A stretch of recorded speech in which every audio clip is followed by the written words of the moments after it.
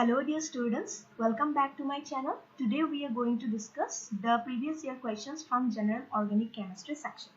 Okay so अब तक मैंने ऑर्गेनिक का वीडियोस नहीं दिया था क्योंकि जो मेन इनऑर्गेनिक के चैप्टर्स थे और फिजिकल के जहाँ से क्वेश्चन ज़्यादा आते हैं उसको करने में मेरा टाइम वो हो गया था बिकॉज पूरा दिन भर मेरा ऑफलाइन क्लास रहता है. सो इसीलिए थोड़ा सा टाइम निकाल के लास्ट मोमेंट में मैंने सोचा कि थोड़ा ऑर्गेनिक का भी तुम लोग को दे दूँ.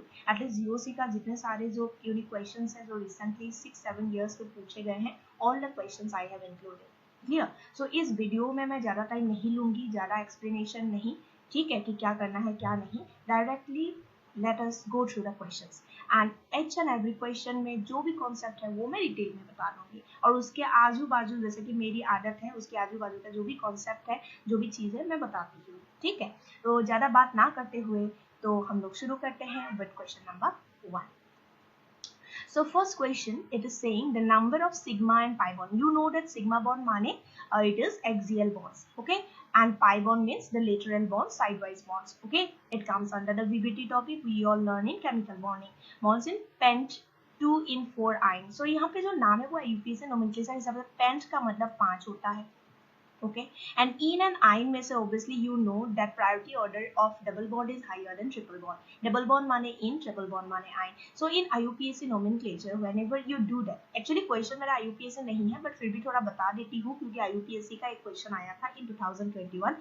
लास्ट ईयर IUPAC का एक क्वेश्चन आया था और जिसमें ये एल्किन था, एल्किन रिलेटेड एक IUPAC nomenclature of organic compound आया था 2021 में आया था नेट में. सो IUPAC में क्या होता है हमेशा ध्यान देना, सबसे ज्यादा प्रायोरिटी FZ फंक्शनल ग्रुप की होती है एंड देन डबल बॉन्ड की होती है and then triple bond and then substituent groups और you can say the side chains. Okay, so substituents जो होती हैं सब्स्टिट्यूएंट ग्रुप की सबसे लास्ट में होती है प्रायोरिटी. सो डबल बॉन्ड ट्रिपल बॉन्ड में से तुम्हें अगर दोनों साइड से देखो तो डबल बॉन्ड ट्रिपल बॉन्ड में से डबल बॉन्ड को प्रायोरिटी ज्यादा देनी चाहिए और डबल बॉन्ड यहाँ पे कौन सी पोजीशन लिखा हुआ है 2 एंड 1 2 3 4 5 एंड यहाँ पे 4 आइन का मतलब यहाँ पे ट्रिपल बॉन्ड. ठीक है, तो ये तो बन गया है पेंट और बाकी हाइड्रोजन्स इमेजिन कर लेना जैसे इस कार्बन में 3 हाइड्रोजन होगी टू मेंटेन टेट्रावैलेंसी, यहाँ एक होगी यहाँ एक होगी और यहाँ तो 3-4 बॉन्ड हो गया तो यहाँ एक होगी. Done everything. So now how many sigma and how many pi bond. So no pi bond तो हो ही नहीं सकता ऑब्वियसली, कुछ पाई बॉन्ड तो हमें दिख रही है. अब देखो जहाँ डबल बॉन्ड है ना, जहाँ डबल बॉन्ड है देयर विल बी 1 सिग्मा 1 पाई और जहाँ ट्रिपल बॉन्ड 1 सिग्मा 2 पाई. सो टोटल 2 पाई प्लस 1 पाई कितना पाई हुआ 3 पाई, यानी कि ये 2 पाई 5 पाई कैंसिल कर दो, डायरेक्ट 3 पाई का आंसर टिक कर दो, हो. ठीक है, ये 2019 की क्वेश्चन है. लेकिन देखना अगर है तुम्हें कि नहीं मुझे सिग्मा भी चेक कर लेना, एक बार चेक कर लो. ये 1 हो गया, 2 हो गया, 3 हो गया, ये 4 हो गया, ये 5 हो गया, ये 6 हो गया, ये 7 हो गया, 8 9 एंड 10 हो गया 10. Okay, so let's move on to next question. Which of the following molecules represent the order of hybridization sp2 sp2 sp sp from left to right atoms? Okay, so sp2 sp2 sp sp from left to right atoms. So out of these 4 options हम लोग अभी देखेंगे. यहाँ पे ये जो पहला है ये sp है, तो तुम्हें बोला है left to right, so left में पहले स्टार्ट होना चाहिए sp2 से, तो ये तो नहीं है बिल्कुल. ये sp2 sp2 sp sp जो है ये b होगा क्योंकि ये जो कार्बन है दिस इज sp2, ये sp2 है, ये sp है और ये sp है. ठीक है, तो ये दोनों ऑप्शंस नहीं होगा क्योंकि यहाँ पे ये sp3 था, यहाँ sp2 तो था बट यहाँ पे ये अगेन sp2 ही था. हमें sp2 sp चाहिए जो हमें बी ऑप्शन में दिख रही है. अब बोलोगे मैम इतना ऐसे जल्दी आपने तो बोल दिया sp2 होगा sp3 होगा sp, इसका कोई अगर डायरेक्ट देखने की तरीका है छोटा सा तरीका तो बता दो. तो मैं 1 सेकंड लूंगी उसको बताने के लिए. तो ये जो कार्बन ये जो सेकंड है उसको मैं बना रही हूँ, 2 हाइड्रोजन लगा हुआ है, तो इमेजिन करो ऐसे. फिर ये कार्बन में एक हाइड्रोजन लगा हुआ है तो वो भी मैं तुम्हें थोड़ा सा कॉम्प्लेक्स स्ट्रक्चर बना के दिखाऊंगी, मतलब एक लाइन ड्रॉ करके दिखा रही हूँ. एंड देन फिर नेक्स्ट फिर कार्बन में एक हाइड्रोजन है, फिर यहाँ डबल बॉन्ड एंड देन सी में 2 हाइड्रोजन है. ठीक है, सब कार्बन चेक कर लो, ऑल आर शोइंग टेट्रावैलेंसी. अब तुम्हें क्या करना है, जो भी कार्बन का जैसे कि मान लो इस कार्बन का जो भी कार्बन का तुम्हें निकालना होता है हाइब्रिडाइजेशन, उसके सराउंडिंग में देखो कि हाउ मेनी, उसके सराउंडिंग में देखो कि how many sigma bonds are there. तो ये कार्बन हाइड्रोजन सिंगल बॉन्ड माने सिग्मा डबल बॉन्ड माने सिग्मा पाई. सो इस कार्बन के अबाउट मुझे 3 सिग्मा लिखा, so 3 sigma 1 pi. Always remember sigma bond कौन बनाता है, हाइब्रिड ऑर्बिटल। 3 सिग्मा कौन बनाएगा, 3 hybrid orbital. And 3 hybrid orbital का मतलब एक s के साथ 2 p इंटरमिक्स हुआ होगा, सो हाइब्रिडेशन क्या हुआ, sp2। समझ आया। सो इसमें हम लोग ट्रिक याद कर लेते हैं कि 3 sigma with 1 pi then it will be always sp2। if 4 sigma with any number of pi or no pi then it is always sp3। कुछ भी हो, pi हो ना हो, बट अगर 4 सिग्मा है तो sp3 होगा। एंड अगर 2 सिग्मा विद 2 pi आ गया देन ये sp होगा। सो ये sp3, sp2 एंड sp याद कर लेना, यही तीन तो चाहिए हमें ऑर्गेनिक केमिस्ट्री के हाइब्रिडाइजेशन में। बाकी जो dsp2, sp3d2, d2 sp3, sp3 d3, this things comes under chemical bonding में, हम लोग आराम से उसमें करते ही हैं। वहाँ पे मैं क्वेश्चंस कराई भी दी हूँ ऑलरेडी, वो वीडियो तुम लोग देख सकते हो जहाँ मैंने केमिकल बॉन्डिंग कवर की है प्रीवियस ईयर 10 साल। तो चलो आगे बढ़ते हैं। और ये ऐसे क्वेश्चन नहीं, इवन साइक्लिक क्वेश्चन में भी तुम लोग जो मैंने ट्रिक बताया उसको फॉलो कर सकते हो। आईयूपी से नेम ऑफ द कंपाउंड, इस कंपाउंड में यहाँ मुझे ना एक CHO दिख रही है ना, CHO माने एल्डिहाइड, और ये carbon containing terminal functional group है, तो नंबरिंग वहीं से शुरू होगा, कहीं और से नहीं, वहीं से शुरू होगा। तो कार्बन 1 हो गया, ये 2 हो गया। अब मैं नीचे जाऊंगी, राइट जाऊँ, ऑब्वियसली राइट जाऊंगी, 3 हो गया, 4 हो गया, 5 हो गया, 6 हो गया। तो parent chain contain carbon 6 carbon it is containing in the parent chain, okay, and the first position is your L माने aldehyde, okay, so first position is your L, enal। so aldehyde का मतलब L लिखना है तुम्हें, first position. Second, third position में ketone है, ठीक है, थर्ड पोजीशन में कीटो, सो 3 कीटो। एंड 2 पोजीशन में ये एक C लगा हुआ है, एनगिन methyl, so 3 keto 2 methyl. And hex होगी, ऑब्वियसली पेरेंट चेन हेक्स है, और हेक्स 5 इन है, देखो 5 इन नहीं 4 इन होगी, क्योंकि 4 एंड 5 के बीच में डबल बॉन्ड है, तो 4 इन वाला आंसर है। 3 कीटो 2 मिथाइल, हाँ है तो हेक्स 4, तो ये डी ऑप्शन हो जाएगी। इनल का मतलब इन 1L, क्योंकि L कहाँ है, फर्स्ट पोजीशन, और ये फर्स्ट में ही होगा, कोई दूसरी पोजीशन हो ही नहीं सकता, तो इसीलिए पोजीशन 1L नहीं लिखने से भी चलेगा, लिखने की कोई जरूरत है नहीं। सो यहाँ पे ऑप्शन हो गया तुम्हारा 3 ऑप्शन, ओके। सो ऑप्शन हो गया तुम्हारा इसमें ये वाला, मतलब डी ऑप्शन 3 कीटो, 3 ऑप्शन माने 3 कीटो 2 मिथाइल हेक्स 4 इनल जो है वही तुम्हारी सही आंसर है। You can C from here कि मैंने दिखा दिया है, 3 कीटो के जगह कभी कभी ऑक्सो भी लिखा हुआ रहता है, that is also correct. For prefix of keto we can either use keto word और ऑक्सो वर्ड, ठीक है। चलो आगे बढ़ते हैं। The structure of isobutyl group, अब ये आइसो हम कब लिखते हैं, तो ये आ जाएगा कॉमन नोमेनक्लेचर में। देखो आईयूपीएसी नोमेनक्लेचर जो होती है वो तो हम सीखते ही हैं फॉर ऑर्गेनिक कंपाउंड्स, लेकिन साथ ही साथ कुछ कॉमन नेम्स भी जानना जरूरी है। सो अब ये कॉमन नेम्स में एक तो हम लोग वर्ड जानते हैं कि नॉर्मल वर्ड जब लिखते हैं, जैसे नॉर्मल पेंटेन, नॉर्मल ब्यूटेन, इसका मतलब क्या है, इसका मतलब है अनब्रांच्ड, इसका मतलब है ये जो चेन दिया हुआ है carbon chain, that is unbranched, point number 1। And then second, you can use the word iso, and then you can use the word neo.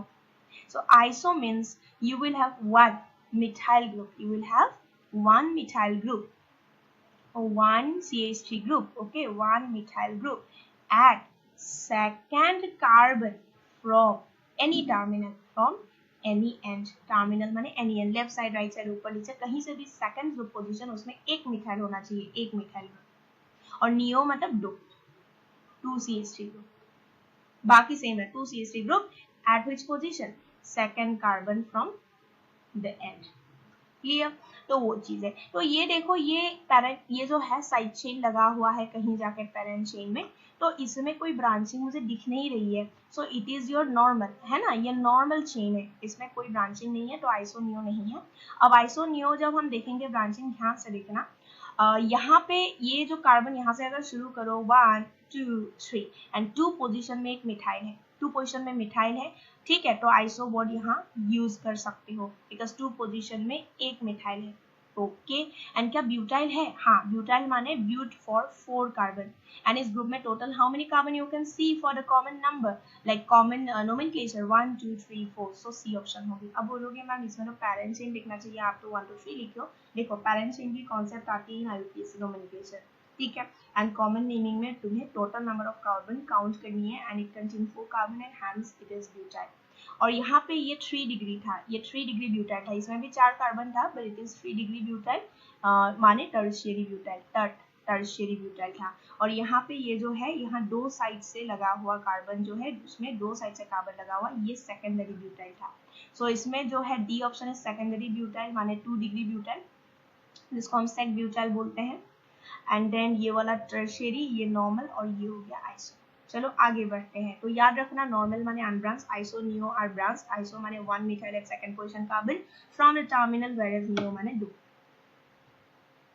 So structure of compound whose IUPAC name is, अच्छा IUPAC name is 3-ethyl 2-hydroxy। देखो NEET 2013 अभी बोलोगे ma'am NEET 2021 की question आप ना देखे 2013 दे रहे हैं। एक्चुअली क्या है, 2013 क्वेश्चन से ज्यादा सीखोगे, इसलिए मैंने ये दिया। 2021 दे दूं तो और आसान है, उससे क्या सीखोगे, उसमें जैसे एल्किन था और डबल बॉन्ड था, ठीक है। इसीलिए मुझे लगा कि जहाँ फंक्शनल ग्रुप है अलग अलग, वहाँ पे प्रायोरिटी की कॉन्सेप्ट आ जाती है कि नहीं, नंबरिंग ऑफ द चेन की कॉन्सेप्ट आ जाती है, पेरेंट चेन की लंबाई की कॉन्सेप्ट आ जाती है, तो मैं उसको करा रही हूँ। मुझे लगा ये इस क्वेश्चन से तुम ज्यादा एक चीज से ज्यादा सीखोगे, ठीक है। बाकी कुछ नहीं है, मैं 2021 का भी दे सकती हूँ, बट जो क्वेश्चन इजी है हर कोई कर सकता है, उसमें क्यों फोकस करना। जिस क्वेश्चन से एटलीस्ट 2 बातें सीख सकते हो देन 1, है ना, तो वो चीजें हम लोग को जरूर करनी चाहिए। सो 3 इथाइल, 3 नंबर पोजीशन में इथाइल हो, इथाइल माने C2H5, 2 हाइड्रोक्सी। अब हाइड्रोक्सी माने OH ग्रुप। देखो OH ग्रुप अगर as a principal functional group होता है ना, इसकी नाम ओल होता है, जैसे इथेनॉल, मिथेनॉल, प्रोपेनॉल,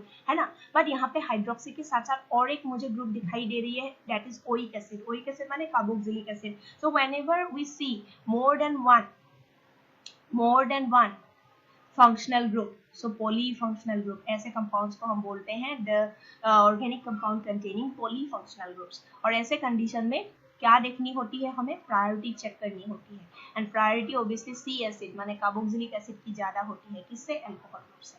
और जब अल्कोहल प्रायोरिटी घट गई तो वो प्रायोरिटी कम होने के कारण ये प्रिंसिपल फंक्शनल ग्रुप बिहेव नहीं करेगी, एंड जब नहीं करती है तब वो सब्स्टिट्यूएंट जैसा बिहेव करता है। तो हमेशा याद रखना, कोई भी ऑर्गेनिक कंपाउंड में एक से ज्यादा अगर फंक्शनल ग्रुप हो तो सबसे higher priority is considered to be principal functional group. उसी हिसाब से पूरे सब्सटेंस का नाम लिखा जाता है, ऑर्गेनिक कंपाउंड का नाम लिखा जाता है, और जो सब्स्टिट्यूएंट हिसाब से बिहेव करेगा, ठीक है, उसको प्रीफिक्स हिसाब से लिखा जाता है। जैसे यहाँ अल्कोहल दो functional group, but here nomenclature wise it will be a substituent only, ठीक है। और कौन सी पोजीशन 3, तो COH is carbon containing terminal group, है ना। COH ऐसा फंक्शनल ग्रुप है जिसमें कार्बन है और उसकी सिर्फ एक साइड से ऐसे बॉन्ड होती है, दूसरी साइड बंद होती है, इसीलिए वहां से तुम नंबरिंग शुरू कर दो। अब देखो ये कार्बन 1 पोजीशन है और ये सेकंड पोजीशन, मुझे 3 इथाइल लिखा हुआ है एंड 2 हाइड्रोक्सी लिखा हुआ है। सो सेकंड पोजीशन में मुझे अल्कोहल चाहिए, तो क्या यहाँ सेकंड पोजीशन अल्कोहल दिख रही है मुझे, क्योंकि कार्बन यहीं से तो 1 लेना है। 2 में कोई अल्कोहल नहीं दिख रही है, बी ऑप्शन तो था ही नहीं, ठीक है। और यहाँ पर भी मुझे नहीं दिख रही है, ये थर्ड पोजीशन है, ए भी ऑप्शन था ही नहीं। That means only C and D में से चेक कर लो व्हिच वन। सो यहाँ 2 हाइड्रोक्सी चेक हो चुकी है। अब देखो 3 इथाइल कहाँ दिख रही है, यहाँ दिख रही है कि यहाँ दिख रही है, मुझे यहाँ दिख रही है क्योंकि ये इथाइल है। देख लो कितने कार्बन की चेन है, छोटा सा, एक कार्बन 2 कार्बन, तो ये टिक कर दो। 3 इथाइल के बाद 4 जो है उसमें इन होनी चाहिए, मतलब 4 में एक मिथाइल हो, ऑब्वियसली फोर्थ पोजीशन में एक कार्बन की चेन है, वो 4 मिथाइल हो गई।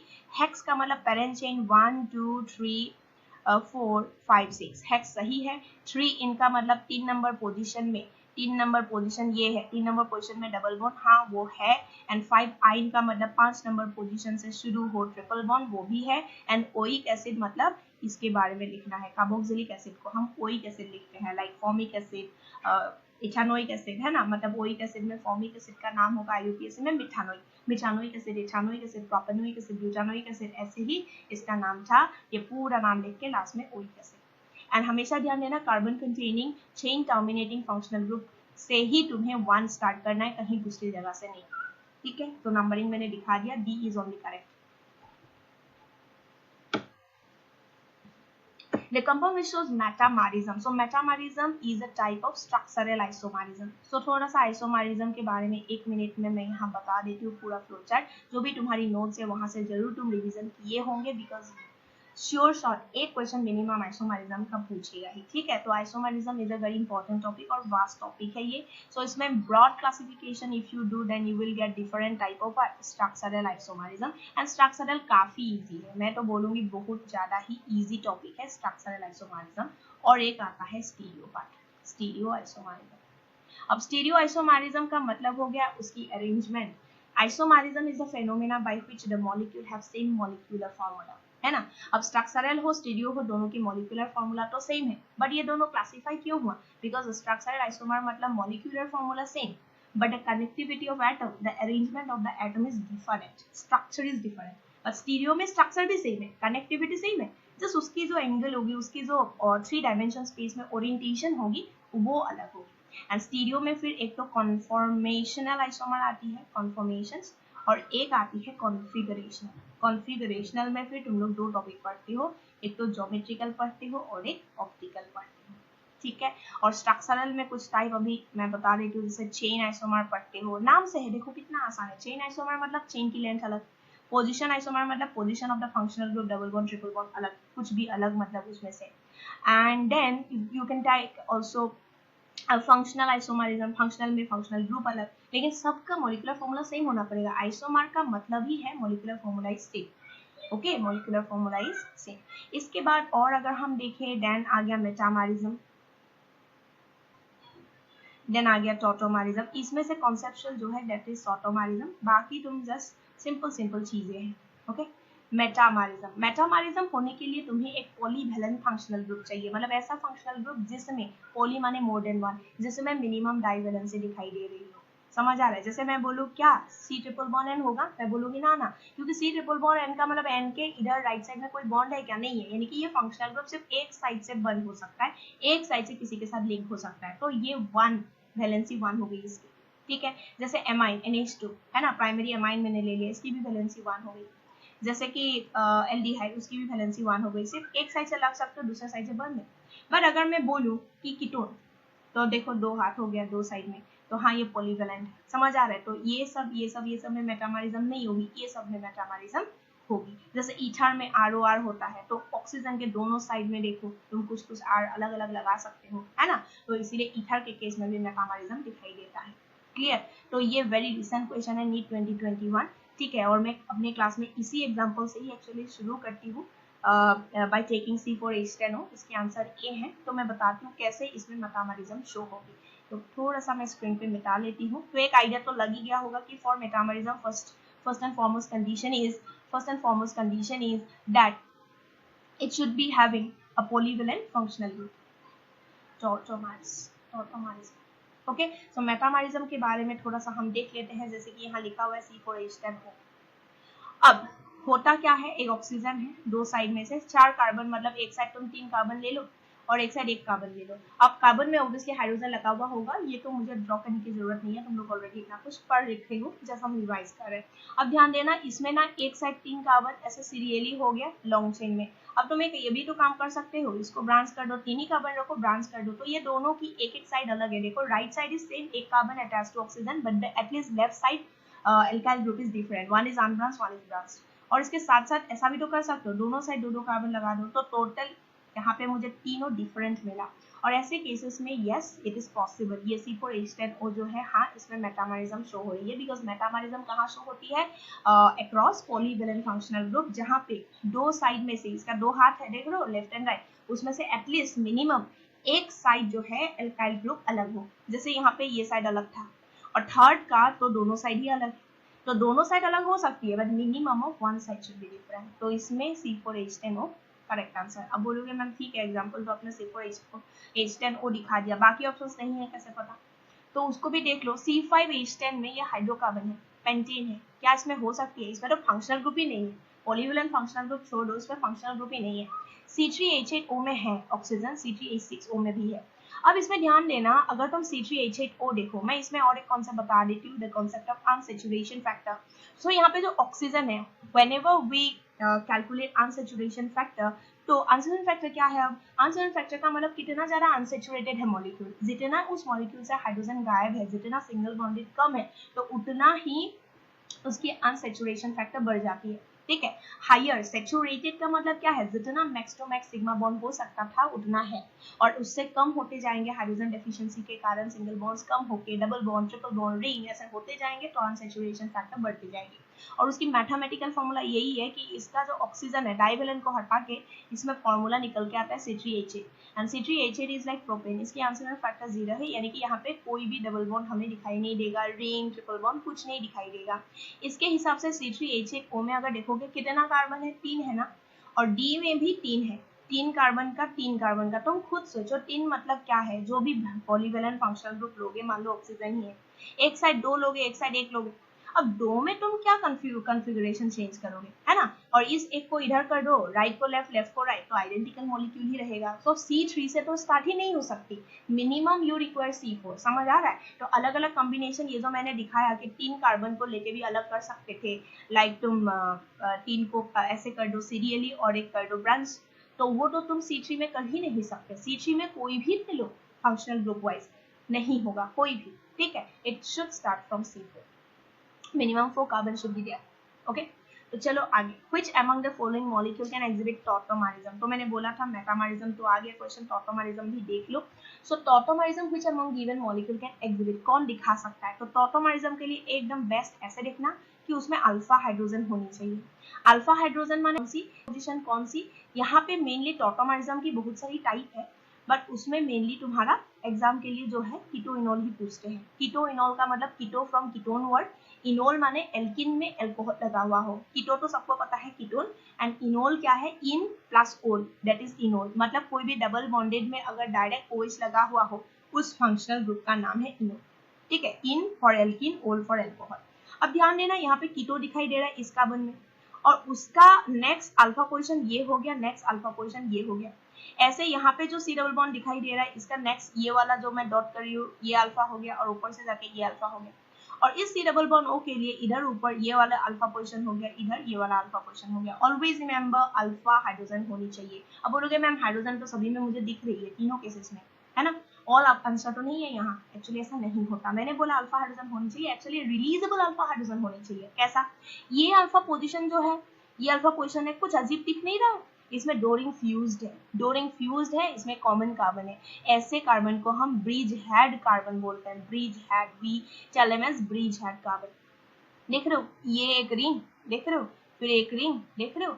सो क्या होगा, ऐसा ब्रिज हेड जो है वो कभी एक प्लेन में लाई नहीं कर सकता, प्लेनर कभी नहीं हो सकता, it has to be non planar, that means it has to be sp3 hybridization. And जब भी अल्फा हाइड्रोजन निकल जाता ना, वो ट्राई करता नेगेटिव चार्ज होकर वो रेजोनेंस करके क्या बन जाता, डबल बॉन्ड करके यहाँ पे बन जाता sp2। तो इसीलिए डायरेक्ट याद कर लो कि ब्रिज हेड कार्बन, ठीक है। ऑब्वियसली आफ्टर दिस लीड अगर फिर से मैं ये सारे टॉपिक वाइज छोटा छोटा करके स्टार्ट कर दूंगी चैनल में।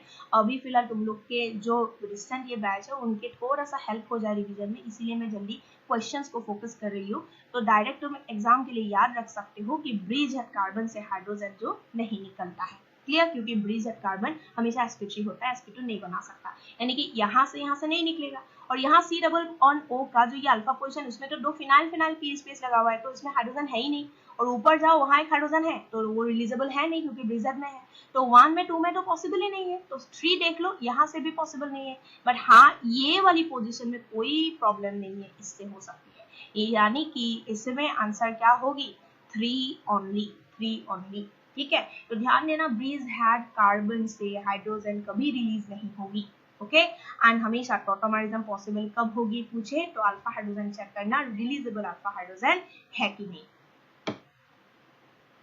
So a tertiary butyl carbocation, tertiary माने 3 डिग्री, जिस कार्बन के अबाउट 3 कार्बन और लगा हुआ हो, tertiary butyl, butyl माने 4 कार्बन, कार्बोकेटायन माने C पे प्लस होना चाहिए, more stable than secondary butyl carbocation because of which of the following. ये भी वेरी रिसेंट क्वेश्चन है नीट 2020 की।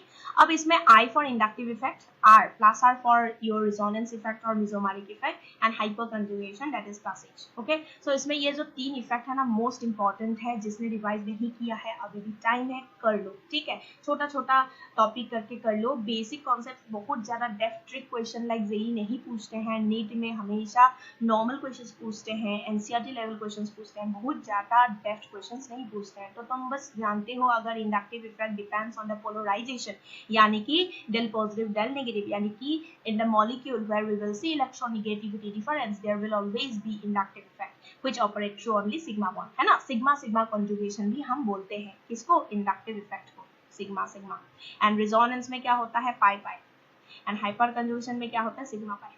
ठीक है, अब इन तीनों में से कोई पूछे तो सबसे स्ट्रॉन्ग है रेजोनेंस, देन है हाइपर कंजुगेशन, देन है inductive in general. There can be some exception, but in general resonance power जो है that is higher than hyperconjugation, higher than inductive, क्योंकि resonance में सबसे ज्यादा इफेक्ट होती है because pi bonds are weaker, तो weak bonds में तो ज्यादा इफेक्ट होगी। Clear?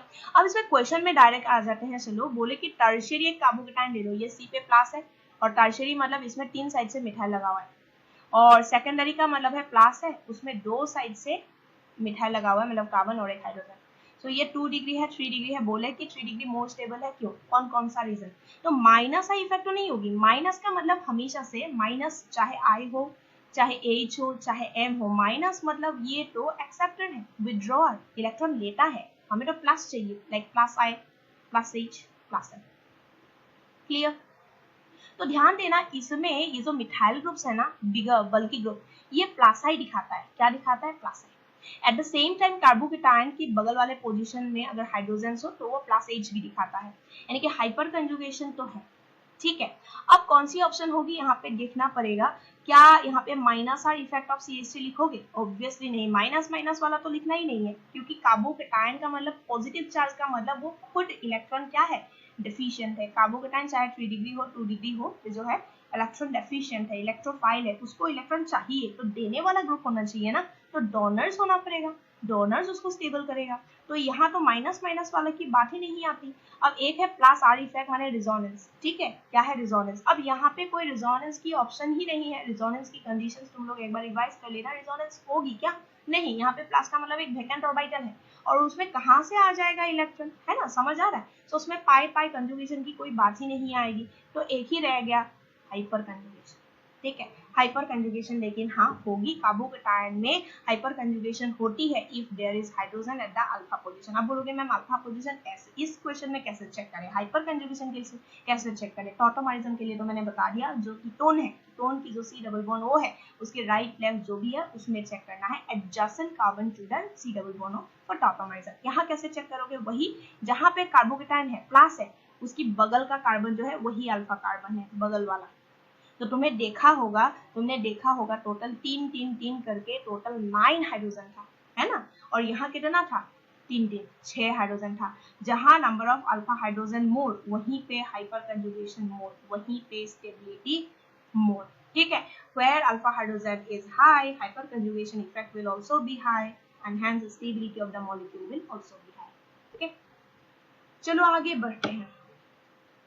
The most stable carbocation among the following is, ये भी रिसेंट क्वेश्चन है, जब से एनटीए बनाए हैं एटलीस्ट 2018 19, ये जो है 20 देन 19 के जो अलग अलग जो एशिया पेपर्स, नॉर्मल जो लीग पेपर्स इसे करके जो है, तो वो तो तुम्हें स्किप करना ही नहीं है। ठीक है, बहुत पुराने लाइक 19 समथिंग समथिंग की पढ़ने की जरूरत नहीं है। अगर रिसेंट 210 से भी तुम लोग 2020 तक अच्छे से कर लेते हो, 10-11 साल की भी काफी होती है, उससे सारे टॉपिक कवर हो जाती है। क्वेश्चंस तो obviously hardly repeats, but themes are always repeated, concept are same, every year same concept से ही क्वेश्चन आती है। This question is change little bit.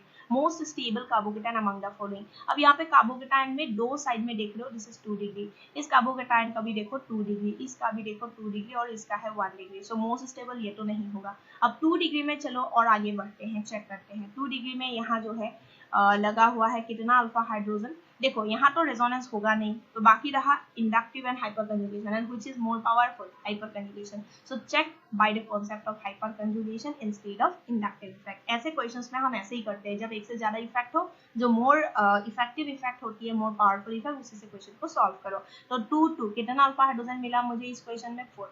अब इसमें कितना मिला? इसका 2 है और इसका 3 है, तो इस सी में कितना मिला? Alpha hydrogen 5। और ये जो ए ऑप्शन है, ठीक है, उसमें मुझे कितना मिला? ध्यान देना, CH+1, इधर हो गया CH3, और इधर C पे कितने CH3 है? 3 लगा हुआ है। ठीक है, तो ये प्लस है तो बहुत ज्यादा देगा, बट यहाँ राइट साइड से 3 alpha hydrogen and left side से 0 अल्फा हाइड्रोजन, उस हिसाब से हाइपर कंजुगेबल हाइड्रोजन सिर्फ कितना है? 3 अल्फा हाइड्रोजन। सो मैं तो कहूंगी 5 अल्फा हाइड्रोजन। ठीक है, तो उस चीज को ध्यान देना। चलो आगे बढ़ते हैं। Which of the following is correct with respect to minus I effect? minus I का मतलब true inductive effect जो acceptor करता है, inductive effect के through जो accept करता है, which behave as an acceptor through inductive effect. ठीक है, ये नीट 2018-1998 20 साल में 2 बार रिपीट हुई है। Direct question. सो यहाँ पे इफेक्ट ऑफ सब्स्टिट्यूएंट माइनस आई मतलब कौन ज्यादा लेगा, कौन ज्यादा लेगा। अच्छा, एक तो NH2 है, एक तो OR है, और एक जो मोर इलेक्ट्रोनिगेटिव है ना वही स्ट्रॉन्ग माइनस आई है। ठीक है, सो माइनस आई का मतलब कौन एक्सेप्ट ज्यादा करेगा, जो मोर इलेक्ट्रोनिगेटिव है वही तो खींचेगा ना अपने तरफ इलेक्ट्रॉन। तो इस तीनों में से तुम्हें क्या लगता है। सो इन तीनों में से तो मुझे फ्लोरीन लग रहा है, देन OR लग रहा है, देन NR2 लग रहा है। सो ये बी ऑप्शन हो जाएगी, क्योंकि fluorine is most electronegative, then oxygen, then nitrogen. चलो आगे बढ़ते हैं। Which of the following carbocation is expected to be most stable? Most stable carbocation इसमें क्या होगा। So carbocation के लिए वही देखना है तुम्हें कि इसमें जो है नाइट्रो ग्रुप लगा हुआ है उसकी असर नहीं होनी चाहिए, बिकॉज वी नो दैट जो नाइट्रो ग्रुप दिखाई दे रहा है हर एक में, nitro is a very strong minus I as well as very strong minus I. ठीक है, through inductive as well as mesomeric दोनों इफेक्ट के थ्रू वो खींच लेता है, इलेक्ट्रॉन को एक्सेप्ट कर लेता है। सो इस हिसाब से हम क्या करेंगे, इसमें देखेंगे कि क्या ऑप्शन होनी चाहिए फॉर द कार्बोकेटाइन। सो यहाँ पे ये जो कार्बोकेटाइन के लिए रिजोनेंस अगर होगी, इधर बॉन्ड आ जाएगी, तो यहाँ माइनस होने से डबल बॉन्ड आ जाएगा, ये घूम गया तो यहाँ प्लस हो गई, और उस प्लस के लिए डबल बॉन्ड गया तो यहाँ प्लस हो गई। ठीक है, सो पूरा स्ट्रक्चर ना बना के उसी स्ट्रक्चर के ऊपर मैं बना रही हूँ, मॉडिफाई कर रही हूँ। तो यहाँ पे प्लस है। अब प्लस कहाँ है, ये तो मोस्ट स्टेबल हो ही नहीं सकता। NO2 जिसमें लगा हुआ है उससे तो इलेक्ट्रॉन खींच रहा है, और वहीं पे प्लस कैसे पॉसिबल है, ये तो सबसे अनस्टेबल होगी। प्लस में इधर चला गया तो इधर आ गया प्लस, और इसके बाद तो है ही नहीं, तो ये तो नहीं होगा। ठीक है, चलो आगे। अब यहाँ पे जो प्लस है उसके लिए अगर रिजोनेंस कराओगे ऐसे, तो यहाँ पे आ जाएगा निगेटिव, तो डबल बॉन्ड यहाँ बन जाएगी, है ना। फिर ये आ जाएगा तो यहाँ प्लस हो जाएगी, तो फिर इधर आ गया तो डबल बॉन्ड तुरंत बन जाएगा, और देन प्लस यहाँ आ जाएगा। तो प्लस NO2 के ऊपर नहीं आ रही है इसमें, और जो डी ऑप्शन है उसमें प्लस डायरेक्ट NO2 पे, डायरेक्ट NO2 का प्लस वाला तो होगा ही नहीं। अब इसमें लेकिन डायरेक्ट तो था नहीं, बट ये जैसे ही प्लस है, ध्यान से देखना, ये ऐसे जैसे ही आ गया यहाँ पे प्लस बन गया, तो NO2 का असर तो पड़ेगा। ठीक है, फिर नेक्स्ट सिस्टम में ये जाके यहाँ डबल बॉन्ड बन रहा है, बट यहाँ पे देखो ये बॉन्ड जैसे ही यहाँ आया प्लस, ये आके तुरंत यहाँ पे बना लिया डबल बॉन्ड। समझ आ रहा है, ये वाली बॉन्ड जब यहाँ आ जाएगी, ये वाली बॉन्ड तक यहाँ आ जाएगी। सो इसमें मुझे क्या दिखाई दे रहा है, स्टेबिलिटी तो उस हिसाब से होनी चाहिए, किसकी किसकी होनी चाहिए, सी की।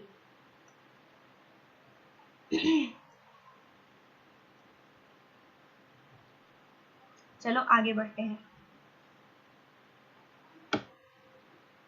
Most suitable method of separation, most suitable method of separation of 1:1 mixture of ortho and para nitrophenol। देखो, ऑर्थो नाइट्रोफिनॉल ये है, ये फिनोल है, फिनोल मतलब OH attached to benzene, and ortho question ये है। ऑर्थो का मतलब होता है 1,2 एंड पैरा का मतलब होता है 1,4, मेटा का मतलब होता है 1,3। So this is your ortho, और यहाँ पे नाइट्रो लगा लो, यहाँ पे क्या लगाओगे, नाइट्रो लगाओगे। ठीक है, एक डबल बॉन्ड और एक सिंगल बॉन्ड होती है, तो चलो ऐसे लगा लेती हूँ मैं। तो यहाँ पे ये ऑक्सीजन पे लोन पेयर है, हाइड्रोजन जो है डेल पॉजिटिव होती है, इसमें थोड़ा सा इंट्रा। सो ये वाला ऑर्थो मैंने बनाया, ऑर्थो नाइट्रोफिनॉल। ओके, एंड इसमें तुम्हारा हो जाएगा इंट्रा, इंट्रा, हाँ, with in the molecule, intra molecular H bonding. And जहां जहां मॉलिक्यूल में इंट्रा मॉलिक्यूलर हाइड्रोजन बॉन्डिंग होती है उसकी वजह से बॉइलिंग पॉइंट घट जाती है, जिसकी बॉइलिंग पॉइंट घट जाती है वो इजीली वेपर बन जाता है, यानी कि उसको हम कहते हैं स्टीम वोलेटाइल, इजीली वो स्टीम हो जाती है।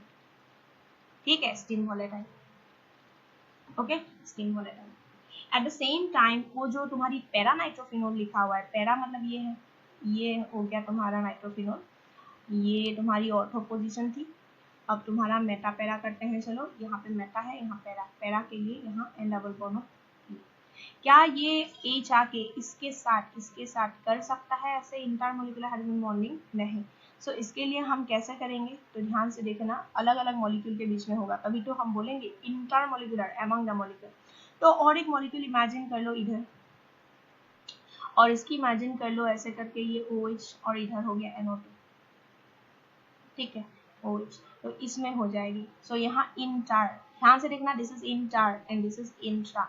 सो इंटर मॉलिक्यूलर हाइड्रोजन बॉन्डिंग के केस में क्या होता है, बॉइलिंग पॉइंट हाई, यानी boiling point high, vapour easily नहीं बनेगा, दैट मीन्स ये स्टीम वोलेटाइल इतना नहीं है, this is not that much of steam volatile, and इसीलिए इसमें हम स्टीम डिस्टिलेशन आराम से कर सकते हैं।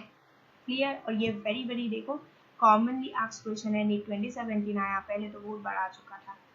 चलो आगे बढ़ते हैं। तो इससे तुम्हें ये पता चलता है बाई चांस हो सकता है तुम्हें जो प्यूरिफिकेशन मेथड्स है वहां से भी क्वेश्चन दे दे। लास्ट ईयर एक क्रोमेटोग्राफी की क्वेश्चन भी आई थी जो मैं नेक्स्ट इसके बाद कराऊंगी। सो क्रोमेटोग्राफी के टाइप्स जो होती है, column chromatography, paper chromatography, basic concept जो है एक एक लाइन का याद रख के जाना। एकदम डेप्थ में अभी एग्जाम के टाइम जाने की कोई जरूरत नहीं है, नहीं पूछते हैं। देख लो कितना आसान क्वेश्चन। ऑर्थोनाइट्रोफिनॉल पैरानाइट्रोफिनॉल में कभी ये भी पूछते हैं कि हाउ दे आर सेपरेटेड, और कभी कभी तो ये भी पूछते हैं कि ऑर्थोनाइट्रोफिनॉल एंड पैरानाइट्रोफिनॉल में व्हिच इज मोर स्टेबल।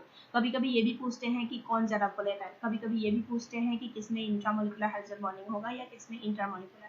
या फिर कभी ये भी पूछते हैं कि बॉइलिंग पॉइंट। देख लो एक ही कॉन्सेप्ट में सब मैंने इंक्लूड कर दिया, hydrogen bonding point wise include कर दिया, boiling point, vapour, steam volatile, सारे पॉइंट्स को मैंने कवर कर दिया है। अब इसके रिलेटेड कोई भी क्वेश्चन आए, कैसा भी करके आए, तो तुम कर सकते हो। तो कोई भी टॉपिक ऐसे पढ़ो तो ऐसे ही पढ़ाई करो।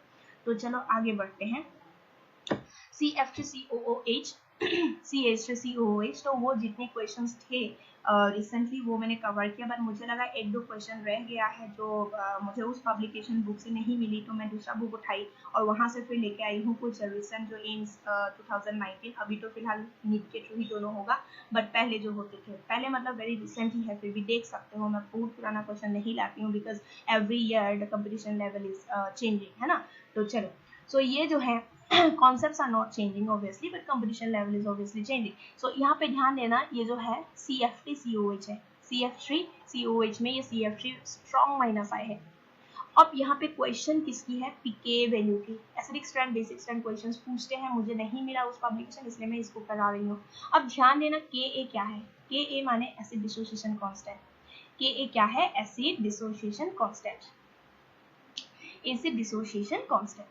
अब तुम्हें क्या करना है, पीके पूछा है, what is pK, negative logarithm of K. जैसे pH is negative logarithm of H plus, ऐसे pK is negative logarithm of K. फिर क्या करोगे, सो के इज नेगेटिव लॉगरिथम, मतलब के जिसका ज्यादा उसकी पीके होगी कम, और के जिसकी ज्यादा होगी एसिडिक स्ट्रेंथ जिसकी ज्यादा होगी। हमेशा ध्यान देना, एसिड स्ट्रेंथ जिस एसिड की हाई उसी की एक्सपेरिमेंटल के value high and pK value यानी कि उसकी क्या होगी, लो होगी। तो मैंने एक कंक्लूजन यहाँ बता दिया, कोई भी क्वेश्चन में ये लागू कर लेना। अब एसिडिक स्ट्रेंथ कैसे तुम सॉल्व करोगे क्वेश्चंस, उसमें आते हैं। तो एसिडिक स्ट्रेंथ में बहुत सारी पॉइंट्स है, सबसे इजी जो है वो मैं बता रही हूँ। एसिडिक स्ट्रेंथ कोई भी एसिड के लिए अगर तुम्हें ऐसा ऑर्डर आया कॉन्सेप्चुअल क्वेश्चन, ठीक है, अगर एक्सपेरिमेंटल वैल्यू दे दिया चार्ट में कि के वैल्यू इतना इतना इतना है, तो जिसकी के वैल्यू ज्यादा उसी को टिक कर लेना, एसिडिक स्ट्रेंथ हाई। पर अगर के वैल्यूज ना देखे, इस टाइप के क्वेश्चन दिया हुआ हो कि पीके या के ऑर्डर पूछा जा रहा है जस्ट मॉलिक्यूलर फॉर्मूला लिख के, तब क्या करोगे, तब थियोरेटिकली करना पड़ेगा। एसिडिक स्ट्रेंथ ऑर्गेनिक कंपाउंड्स में ये जो एसिडिक स्ट्रेंथ है क्या करते हैं, it is directly it is directly proportional to stability of its conjugate base. Conjugate base की स्टेबिलिटी देख लेते हैं। जब कंजुगेट बेस बनाओगे उसकी स्टेबिलिटी हाई बने, एसिडिक स्ट्रेंथ की जो भी है वो भी वैल्यू हाई होगी।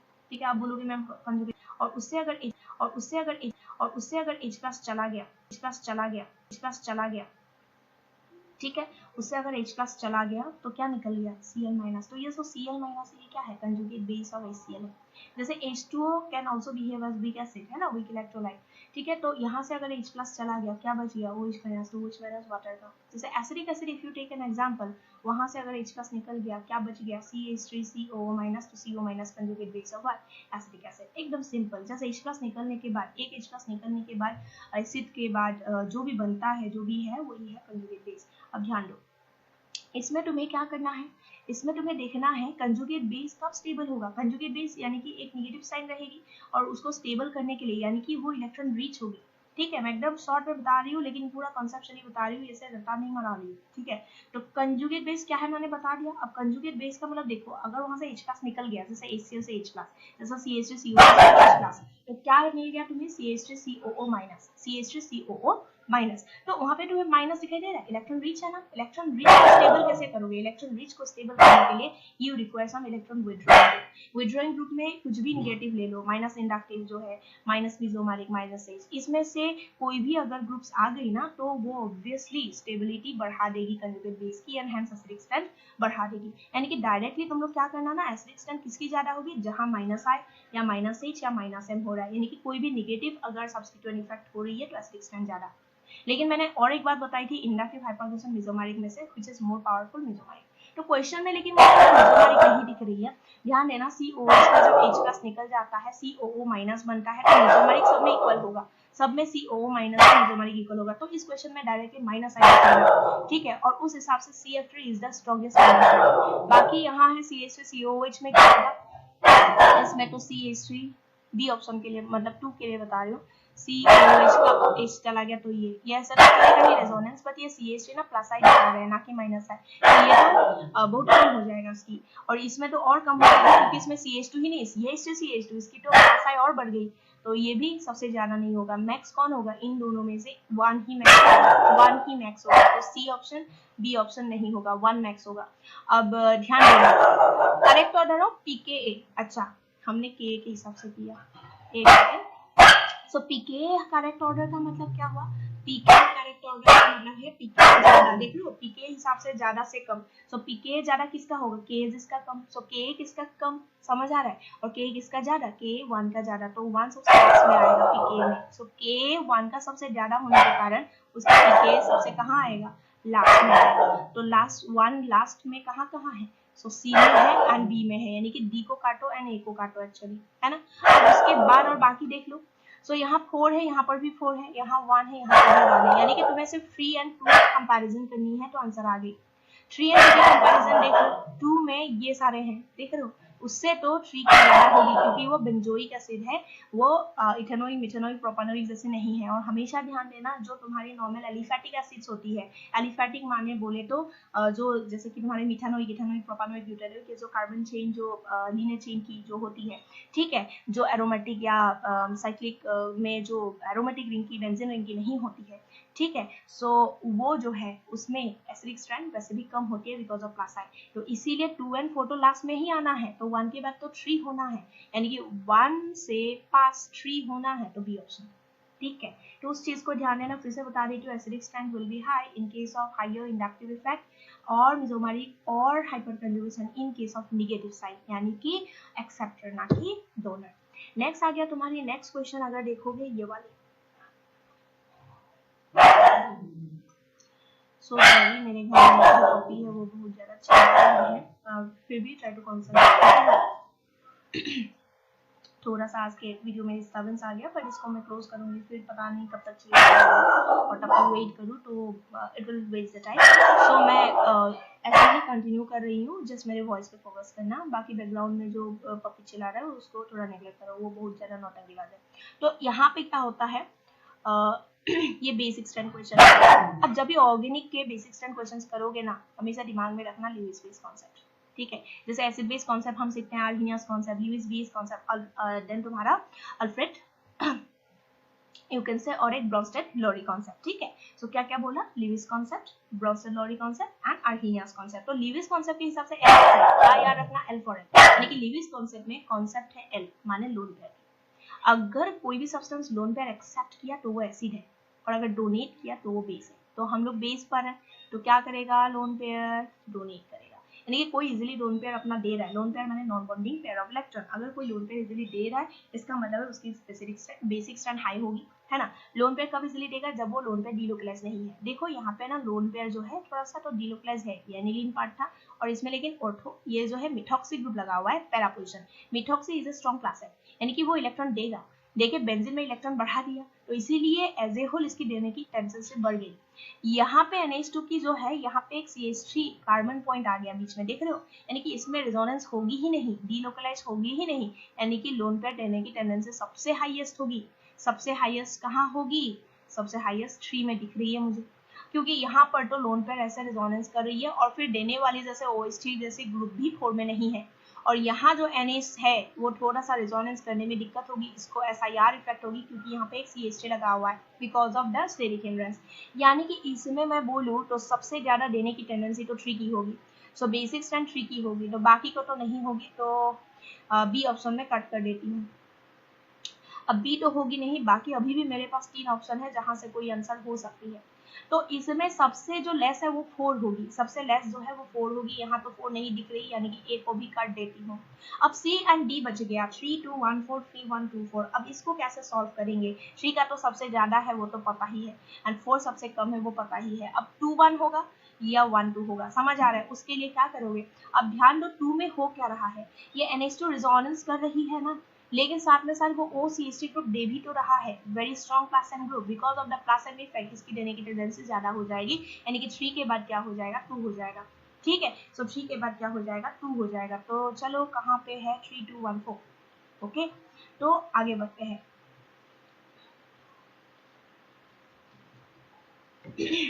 A tertiary butyl carbocation is more stable than a secondary butyl carbocation because of which of the following? Tertiary butyl carbocation, ये तो थोड़ा पहले हम लोग किए थे नीट 2020 की, ये दूसरा पब्लिकेशन है तो इसलिए एक कॉमन हो गया। चलो आगे बढ़ते हैं। A correct statement regarding electrophile. So electrophile का मतलब है electron deficient, electron loving. Electron deficient है इसलिए तो इलेक्ट्रॉन लविंग है, उसको इलेक्ट्रॉन चाहिए, तो इसीलिए कौन आके अटैक करेगा, न्यूक्लियोफाइल अटैक करेगा। कौन आके अटैक करेगा, न्यूक्लियोफाइल, क्योंकि न्यूक्लियोफाइल कैसी है, इलेक्ट्रॉन रिच है। ठीक है, सो electron rich attacks on electron deficient, है ना, nucleophile attacks on electrophile, electrophile attacks on nucleophile. ध्यान देना हमारी क्वेश्चन रिलेटेड टू इलेक्ट्रोफाइल है, इलेक्ट्रॉन डेफिशिएंट के लिए। Electrophile is a negatively charge species, वो तो हो ही नहीं सकता, आगे तो मैं पढ़ूंगी ही नहीं, यहाँ ही गलत मिल गया। Second, electrophile is a negative, ये भी नहीं है, electrophile has to be positive और न्यूट्रल। नेगेटिव का मतलब तो इलेक्ट्रॉन रिच है ना, तब फिर वो न्यूक्लियोफाइल हो जाता। Electrophile are generally neutral species and can form a bond by accepting pair of electron from nucleophile. And fourth दिया हुआ electrophile can be either neutral or positively charged species that can form a bond by accepting pair of electron form. ये सबसे perfect answer है। सी जो है लगभग थोड़ा थोड़ा सही है, थोड़ा थोड़ा वो, लेकिन परफेक्ट अगर इसकी डेफिनेशन बोलो तो ये होगी, क्योंकि इलेक्ट्रोफाइल सिर्फ जनरली न्यूट्रल स्पीसीज नहीं है, they are generally what, neutral as well as positively charge. कुछ पॉजिटिवली चार्ज है और कुछ ही न्यूट्रल है, majority of them are positively charge. So दोनों पॉसिबिलिटी है, न्यूट्रल एंड पॉजिटिव चार्ज, ना कि ओनली न्यूट्रल। ठीक है, इसीलिए कौन सी आंसर होगी, डी होगी। ये भी 2017 की क्वेश्चन है नीट की। Next, which one is the most correct in terms of acidity. देख रहे हो एसिडिटी क्वेश्चंस आ रही है, एसिडिक स्ट्रेंथ की क्वेश्चन। तो एसिडिक स्ट्रेंथ के लिए क्या करोगे, इसमें ना ये बॉन्ड्स दिखाई दे रही है यहाँ पे, यानी कि तुम्हें वो प्लस आई माइनस आई जो भी मैंने बोला था कि एसिडिक स्ट्रेंथ के लिए माइनस आई माइनस एच देख के सेट करना for stability of conjugate base, क्योंकि जिस कंजुगेट बेस की स्टेबिलिटी ज्यादा होगी उसी की एसिडिक स्ट्रेंथ ज्यादा होगी। बट ये कॉन्सेप्ट यहाँ नहीं लागू होगा, यहाँ तो सिंपल है, उतना सोचने की कोई जरूरत ही नहीं है इस क्वेश्चन में। इसमें क्या करोगे, just check hybridization, just check hybridization. Hybridization में ऑर्गेनिक में हम पढ़ते हैं sp sp2 sp3, क्योंकि सेंट्रल एटम अगर सेंट्रल एटम अगर कार्बन है, carbon belongs to second period and second period element can not expand its octet because of unavailability of D orbital, है ना। सो उसके पास डी ऑर्बिटल है ही नहीं, तो dsp2 sp3 d2 sp3 d कहाँ से मिलेगा, नहीं मिलेगा। तुम्हें सिर्फ sp या फिर sp2 या फिर sp3 में ही फोकस करनी है जनरल कॉन्सेप्ट्स। ओके, उस हिसाब से देखना sp sp2 sp3 में यहाँ s की परसेंटेज 50% है और बाकी 50% p है। sp2 में s की परसेंटेज 33.3 है, p को छोड़ दो अभी के लिए, एंड s का अगर बोलना है तो 66.6% p है, एंड sp3 में s हो गया 25%, p हो गया 75%, तो s यहाँ पे हो गया 25%। तो जहाँ पे s कैरेक्टर ज्यादा उसी में याद रख लेना इलेक्ट्रोनेगेटिविटी ज्यादा, एंड यू नो इलेक्ट्रोनेगेटिविटी जहाँ ज्यादा उसी पे क्या होगा, माइनस आई इफेक्ट ज्यादा होगा, और जहाँ माइनस आई इफेक्ट ज्यादा होगा एसिडिक स्ट्रेंथ वहीं ज्यादा होगा। तो उस हिसाब से कॉन्सेप्ट को लिंक कर लो। सो पहले केसेस में ये तुम्हारा ट्रिपल बॉन्डेड जो टर्मिनल कार्बन दिखाई दे रहा है, यहाँ पे ट्रिपल बॉन्डेड है ना, वहां से एक H का जाएगा तो यहाँ पे माइनस आ जाएगा, यहाँ पे फिर डबल बॉन्डेड दिखाई दे रहा है, यहाँ तो ये। सो सबसे कम तो इसी की होगी, एल्केन की, यानी कि तुम्हारे C option and D option तो वैसे भी नहीं होगी। ठीक है, सी एंड डी ऑप्शन तो वैसे भी नहीं होगी, क्योंकि इसमें लास्ट में एल्काइन लिखा हुआ है। अरे एल्काइन तो सबसे आगे होना चाहिए, because out of alkyne alkene and alkane, थोड़ा बहुत एल्काइन ही तो है जो एसिडिक है, एल्कीन एल्केन तो बिल्कुल एसिडिक नहीं होती है। ठीक है, सो लगभग जीरो। सो इन तीनों में एसिडिक स्ट्रेंथ एल्काइन की है, तो लास्ट में एल्काइन कैसे लिखेंगे हम, सबसे लास्ट में लिखा हुआ है, वो तो गलत है सीधी। सो लेकिन ए बी में चेक कर लो, ए बी में पहला तो सेम लिखा हुआ है ना, और ये गलत है, बी गलत है, क्यों क्यों इसके बाद sp2 लिख दिया फिर जाके sp, समझ आ रहा है। तो पहले तो sp वाला खत्म होगी, देन sp2 देन sp3। ठीक है, सो इसमें तुम्हारी ऑप्शन तो तुम्हारा जो लिखा हुआ है ना पहला वही सही होगा, A option will be correct. तो मैंने बहुत गंदा कर दिया है, इसको थोड़ा मिटा के मैं लिख देती हूँ, ऑर्डर होगा इसमें, क्वेश्चन की आंसर होगी ए। दूसरा कलर ले लेते हैं, ये था और यहाँ ए होगा। So this one is from acidic strength question and this one is from electrophile question. ठीक है, सो इलेक्ट्रोफाइल न्यूक्लियोफाइल क्वेश्चंस आते हैं, electrophilicity order, nucleophilicity order, basicity order, acidic strength order, then hyperconjugation, inductive effect, mesomeristic effect, canonical structure, stability, aromaticity, resonance, ठीक है, ये सारे topic very very important from GOC part along with the isomerism. Okay, चलो आगे बढ़ते हैं। सो इसमें most acidic, फिर से आ गया मोस्ट एसिडिक कंपाउंड। इस क्वेश्चन में क्या होगा, ये नीट 2017 की क्वेश्चन है, देख लो जीओसी से लगभग कुछ क्वेश्चंस तुम एक्सपेक्ट कर सकते हो। इसमें सी होगी। इसके नाम ना पिक्रिक एसिड है, इसको तो याद ही कर लो क्योंकि ये वेरी वेरी स्ट्रॉन्ग एसिड है। अब बोलोगे मैम ये एसिड कैसे हुई, यहाँ तो COH ग्रुप हमें दिखाई नहीं दे रही है, तो ये ऑर्गेनिक एसिड कैसे हुई? तो मैं बोलूंगी ये फिनोल है, देख रहे हो बेंजीन में एक लगा हुआ है OH, तो ये फिनोल है। और इसमें ना 3 नाइट्रो ग्रुप है। मैंने थोड़ा पहले बताया था कि nitro is very very powerful minus I, and जब माइनस आई टुगेदर है प्लस ये बहुत स्ट्रॉन्ग है, इसका मतलब ये निगेटिव इफेक्ट्स बहुत ज्यादा होगा, एक्सेप्टर इफेक्ट बहुत ज्यादा, तो conjugate base will become very very strong and very very stable होने के कारण एसिडिक स्ट्रेंथ को एक्सट्रीमली बढ़ा देगा। नॉर्मली फिनोल इतनी ज्यादा एसिडिक होती नहीं है, ठीक है, लेकिन इसको इतना ज्यादा एसिडिक बना देती है दैट ये सब तो फिनोल है ना, ये मिथाइल फिनोल है, ये नाइट्रोफिनोल है, ये सिंपल फिनोल है, ये सबसे तो काफी ज्यादा होगा। इवन कुछ और जैसे कि नॉर्मल एलिफेटिक एसिड है उससे भी बढ़ जाएगा। Picric acid comes under very high acidic strength organic compounds, though it is not having at all any acidic group, कोई यहाँ COH ग्रुप है ही नहीं, फिर भी ये बहुत ज्यादा एसिडिक शो करता है because of three nitro groups, three powerful nitro groups. तो पिक्रिक एसिड है, इसकी कॉमन नेम पिक्रिक एसिड है, ठीक है, लेकिन इसकी IUPAC से नेम पूछे बोले तो ये फिनोल जो है उसकी second position, then fourth position, six position में 3 नाइट्रो है, तो 2, 4, 6 क्या लिखोगे, tri nitro phenol, 2, 4, 6 tri nitro phenol is IUPAC name, and common name तो मैंने बता दिया picric acid. Next, the most stable carbocation is, carbocation में चेक कर लो, ये जो कार्बोकेटायन है दिस इज 2DD, ये जो कार्बोकेटायन है ये भी 2DD। अब यहाँ पे भी 2 अल्फा 4 अल्फा हाइड्रोजन, दो साइड 2 अल्फा, यहाँ पर भी 4 अल्फा हाइड्रोजन, और यहाँ पे ये एंटी एरोमेटिक है, ये एंटी एरोमेटिक है। अब इसी दौरान मैं एरोमेटिसिटी की भी कॉन्सेप्ट बता ही देती हूँ। एंटी एरोमेटिक, देखो एरोमेटिसिटी के लिए 3 चीजें हैं, देखो क्या क्या है, these are 3 conditions. The structure should be planar, the structure should be, पहला पॉइंट क्या बोला, structure should be planar, structure should be cyclic, ठीक है, रिंग होनी पड़ेगी, एंड थर्ड पॉइंट हो गया हकल्स रूल फॉलो करनी चाहिए, तब वो एरोमेटिक होगी। और अगर हकल्स रूल माने 4n+2 pi electron participating in delocalization, ठीक है, कितना इलेक्ट्रॉन होनी चाहिए, 4n+2, यानी कि n का वैल्यू 0 से स्टार्ट कर दो, तो 4 × 0+2 is 2 pi electron, then 4 × 1+2 is 6 pi electron, देख रहे हो, तो 2 pi electron, 6 pi electron, 10 pi electron, ऐसा अगर हुआ साइक्लिक जो रिंग है, रिंग में अगर रेजोनेंस में इतना इलेक्ट्रॉन पार्ट ले रहा है तो वो एरोमेटिक है। और अगर 4 की मल्टीपल जैसे 4 पाई इलेक्ट्रॉन, 8 पाई इलेक्ट्रॉन, 4 की मल्टीपल माने 4, 8, 12, 16 ऐसे वैल्यूज पाई इलेक्ट्रॉन्स है तो वो एंटी एरोमेटिक है। कितना सिंपल देखो, तो ए क्या है, एंटी एरोमेटिक, और एंटी एरोमेटिक की स्टेबिलिटी जो है हाईली लेस, ठीक है, तो यहाँ पे डी हो जाएगी क्योंकि इसमें 3 बॉन्ड दिखाई दे रही है मुझे पाई बॉन्ड, और 3 पाई बॉन्ड का मतलब 6 पाई इलेक्ट्रॉन यानी कि एरोमेटिक, तो यहाँ पे D option is most stable, most stable carbocation जो है वो डी होगी। और अगर लीस्ट पूछता तो ए होती, एंड मोस्ट पूछा तो इसलिए आंसर डी होगी। क्लियर, चलो आगे।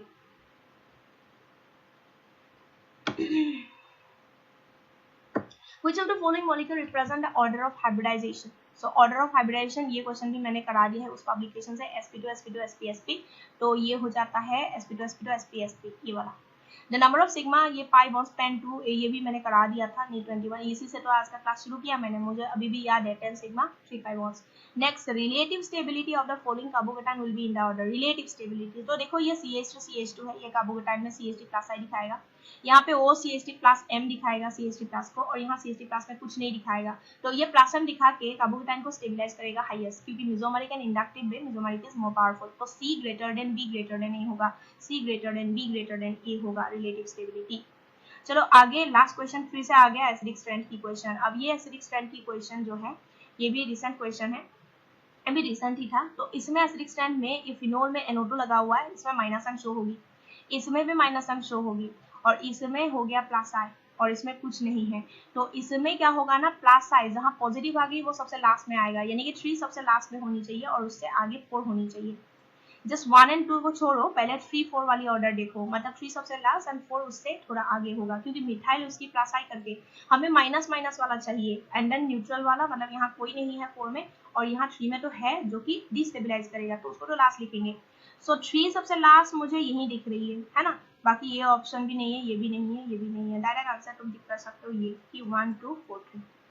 क्लियर, 1 का सबसे ज्यादा, क्योंकि पैरा में है तो नाइट्रो की कोई हैम्पर नहीं होगी। यहाँ पे ना नाइट्रो क्या करता है ना, ये जो हाइड्रोजन जाना चाहता है उसको रोक लेता है बाय इंट्रामोलिकुलर हाइड्रोजन बॉन्डिंग, और इसीलिए जितना फास्ट जाना चाहिए वो रिलीज नहीं हो पाता। इसीलिए 1 और 2 में से दोनों के आंसर सेम होनी चाहिए, 1 की थोड़ी सी ज्यादा हो जाती है 2 से, due to intramolecular hydrogen bonding. Okay, so इसमें बी ऑप्शन। चलो, with this we have completed PYQs, okay, of recent all the questions we have covered, unique questions, ठीक है ना। तो इसके बाद अभी मैं क्या करूंगी, ये वीडियो अपडेट करके ही और एक डालूंगी last before your this year's NEET, ठीक है। और उसमें जो भी प्रोबेबल जो भी तुम्हारी टॉपिक्स है, हर जो हेलो एल्केन हेलोरिन हो गई, अल्कोहल फिनोल ईथर हो गई, कार्बोक्सिलिक एसिड एमाइन हो गई, वहां से जो भी PYQs आई है along with the revision of the basic concept की कहाँ कौन सी मैकेनिज्म यूज हो रही है, ठीक है। And at the last time मैं ये भी बोलना चाहती हूँ कि बायोमोलिक्यूल पॉलीमर छोड़ना नहीं, आधा घंटा लगता है चैप्टर को करने में, लेकिन वहां से अगर क्वेश्चन आ गया तो छूटना नहीं चाहिए, इजी क्वेश्चंस का है ना। जैसे बायोमोलिक्यूल में पहले वीडियो भी बताई थी, बायोमोलिक्यूल विटामिन के क्वेश्चन आए थे, ये सारी चीजें जो है जो तुम्हारी क्योंकि अल्टीमेटली देखो तुम्हारा मोटिव क्या है, मैक्सिमम से मैक्सिमम मार्क लाके सीट को सिक्योर करना है ना। तो जो चैप्टर कम पढ़ के भी तुम्हारा आंसर सही हो सकता है वो तो और अच्छा है, समझ आ रहा है। सो नीट में तुम्हें बहुत ज़्यादा रिसर्च करने की ज़रूरत नहीं है, जो भी पढ़ रहे हो, जितना भी तुम्हारे टीचर पढ़ा रहे हैं उसको बार बार रिवाइज करो, और जो चैप्टर नहीं हुआ था उसको एटलीस्ट एनसीईआरटी से गो थ्रू भी कर लोगे ना, तब भी टिक करके आओगे। बट कोई चैप्टर स्किप नहीं करनी चाहिए, क्योंकि हर चैप्टर से कुछ ना कुछ क्वेश्चन जरूर आता है। हाँ, कुछ चैप्टर से ज्यादा आता है, कुछ से कम आता है, बट कोई चैप्टर नहीं होता जिसको कम्प्लीटली नेग्लेक्ट किया जाता है, ठीक है। तो इसलिए किसी को नेग्लेक्ट मत करना, हर चैप्टर को करना। Because of the time duration मैं ज़्यादा टाइम तुम लोग के लिए नहीं निकाल पाई, बिकॉज ऑफ द जो भी है मेरे शेड्यूल की वजह से। तो जो चैप्टर्स मुझे लगता है कि कॉस्ट इफेक्टिव है, जहाँ से क्वेश्चन ज़्यादा पूछते हैं, वो मैंने कवर कर दिया। और छोटे छोटे या फिर जहाँ से एक क्वेश्चन आती है वो सब तो तुम लोग खुद से भी कर सकते हो, इतना फेथ मुझे तुम लोग सकते हैं, ठीक है। सो इसको पूरा अच्छे से कर लो, थोड़ा सा फास्ट फॉरवर्ड करके भी कर लेना, जिसका क्या है ऑलरेडी रिवाइज हो चुकी है, जस्ट क्वेश्चन जल्दी जल्दी देखना है। You can just fast forward, इसके प्लेबैक में नॉर्मल ऑप्शन को हटा के कुछ उसका फास्ट कर लेना सेटिंग्स में यूट्यूब पे, ठीक है। और फास्ट सुन सकते हो, वैसे भी मैं बहुत फास्ट ही बोल रही हूँ इस वीडियो में, just to save your time, ठीक है। चलो, so all the best for tomorrow, ठीक है, और इसको अच्छे से कर लो। और हाँ, और बाकी वीडियो को मिलते रहने के लिए एक काम कर सकते हो, सब्सक्राइब टू माय चैनल, ये मैं हमेशा बोलना भूल जाती हूँ, ठीक है। चलो, और लाइक भी कर देना अच्छा लगा तो, ठीक है। चलो।